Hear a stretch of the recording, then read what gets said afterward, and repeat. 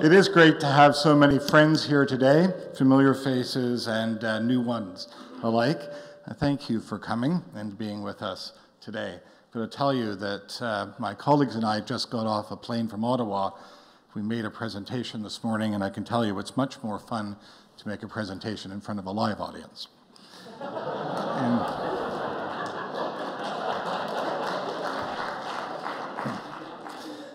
In the last 48 hours, we've all heard from the pundits and the politicians and the prognosticators, every one of them with their own take on what just happened, and crucially, what they think it means. Was this election a realignment? Was it a shift to the right? Have we been submerged by a big orange wave? Is the most successful brand in Canadian politics fatally wounded? We too have been asking these questions, but more than this, we've been working around the clock to get you answers. So buckle up, this thing is not what it looks like. On May 3rd at 1:25 a.m. Toronto time, Prime Minister Stephen Harper walked to the podium in Calgary to accept his third mandate, his first majority. Literally minutes later, our team of public opinion researchers completed research guides and materials and focus group arrangements. And hours later, on those proverbial planes, trains, and automobiles, we spread out across Canada to listen to Canadians about the federal election. And faster than 7th Avenue can fashion a knockoff of Kate Middleton's dress, we had in our hands a thorough understanding of what happened in election 41. Today, we share our findings with you. A brief note on our method. We spoke to Canadians in person, as Marc-Andre said, in 5 major centres: Halifax, Montreal, the GTA, Calgary, and Vancouver. We spoke to specific groups: New Canadians, parents, Conservatives, Liberals, New Democrats, Boomers, urban professionals. Using online forums, we added more Canadians in more cities and youth and rural Canadians as well. We sampled opinion in a series of 12 research sessions. We talked to Canadians who vote and Canadians who voted on Monday. This isn't our first rodeo. This is our 3rd consecutive post-election study. We began first testing post-election opinion in 2006. And at the risk of bragging, we've turned out to be right. After the 2006 election, the pundits predicted that Harper would not be able to back away from Kyoto. But voters told us that they had already moved on and that Harper could let the accord die without facing the political consequences. The research proved correct.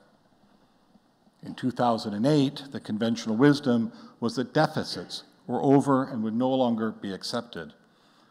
But voters told us that deficits would be accepted by Canadian voters, including fiscal conservatives, if it meant protecting jobs.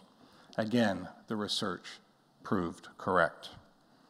So what did voters tell us this time? What of 2011? I'd like to begin, if I could, with a piece of context. We know that voters don't make decisions in a void, that their choices are colored by context. And in this election, that context had 4 particular elements. First, minorities were not working. That's not the conventional wisdom. The conventional wisdom have us believe that Canadians were satisfied with the way minority parliaments were working. Not true. Voters told us after 4 elections in 7 years, they were suffering minority fatigue, tired of unstable parliaments and the baggage they brought with it, tired of posturing, tired of prorogation, contempt motions, committee games, and so on. And more than just keeping the Governor-General occupied, these games kept voters annoyed. The second contextual element was ethics. Barrels of ink were spilled over so-called ethics issues. It dominated the news. But Canadians told us it had no impact. Like spectators at a good old Canadian hockey game, they expected penalties. Partially, it was an ineffective messenger, but mainly it was a profound cynicism of politics and the political games that are played. Boys will be boys, or as one Halifax voter put it, ethics was the excuse for the election, but if it wasn't ethics, it would have been the budget or something else.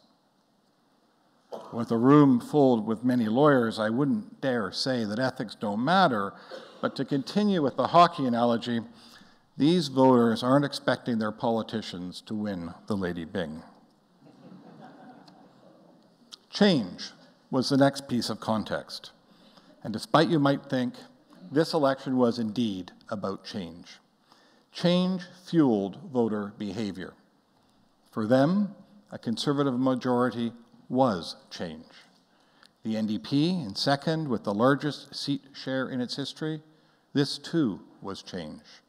For voters, neither of these were the status quo.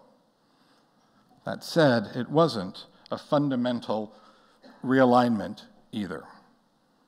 I want to talk about fear for a moment, the last piece of context. Voters still feel the Conservative so-called hidden agenda. It resurfaces again with the new Conservative majority. But they also express fear around how close the New Democrats came to forming a coalition. They fear Harper will move beyond his economic mandate, and they fear Layton will exceed the consent he has been given as an opposition leader. So, what about the choices the voters had before them? With the election behind us, we know what they chose. Conservative majority, massive NDP surge, rout of the Liberals, decimation of the Bloc, and a lonely first seat for the Greens. But how to make sense of both these choices and the result, the election's dramatic results, particularly what some have called the orange wave. And we don't think this orange wave and these results signal a tectonic shift in Canadian politics and one towards a two-party state. Rather, the vote was a singular event based on a specific set of circumstances. Now, given the major change in the fortunes of every one of the five parties, it's natural to jump to the conclusion that there's been a realignment. But while everyone in the chattering classes have been chattering to themselves, we've been listening to Canadians.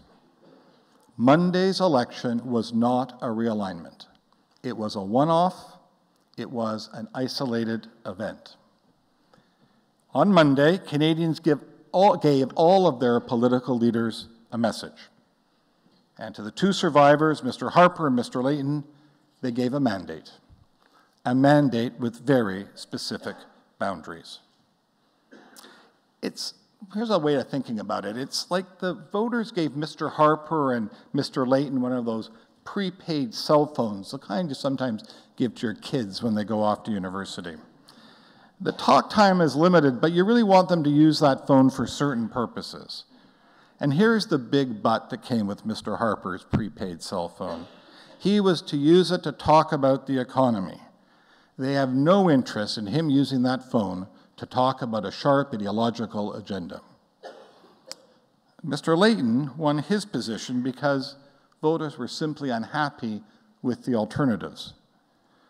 His phone is going to get cut off the second he starts talking as though he was a prime minister in waiting, or if he uses that phone to make calls to pursue a strong NDP ideological agenda.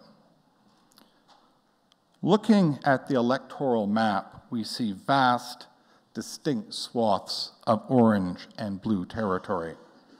And with that, we're beginning to hear talk of an American-style polarization, the red and blue states we hear about endlessly from down south of the border.